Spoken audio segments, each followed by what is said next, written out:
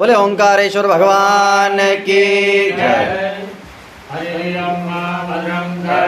देहे शृणुयाम देवा भद्रं पश्येमाक्षभिर्यजत्राः स्थिरैरङ्गैस्तुष्टुवाग्गुंसतमवेरसे महिदेवहितं जदायुः शतमिन्नु सनतो अन्ति देवा चतुरान्नचराजरसन्धनूनां मा पुरासो यदविदरो भवन्ति मानो मर्यादिर्यदायुरन्तो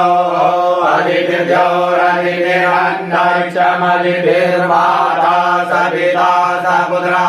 पितृवे देवा अदिति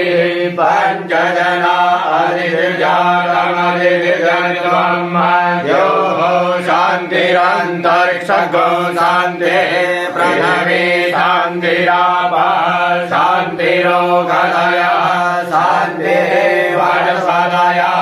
शान्तिर्पृथिवी देवाः शान्तिर्ब्रह्म शान्तिः सर्वगो शान्तिः शान्तिरेव शान्तिः सामा शान्तिरेव यतो यतः समीहसे ततो नो अभयं कुरु सन्नः कुरु प्रजाभ्यो भयं नः पशुभ्यः। हरिः ॐ नमस्ते रुद्रमन्यव उदौ दहितवे नमः बाहुभ्यां मुदते नमः जाते रुद्रशिवा धनोरघोरा पापकाशिनी प्रयानसन्वासन्तमया गिरिसन्दाभिजाकसे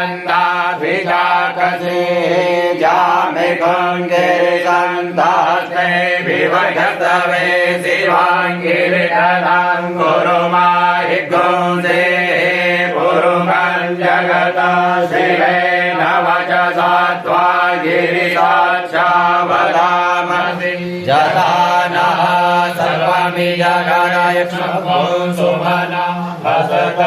अद्य वो जगदिमत्ता प्रथमो देभ्यो विदग हरिश्च सर्वान् जम्भय सर्वाजया तुलन्यो धराजे परासुव अधो जताम्रो अरुण उदवक्रो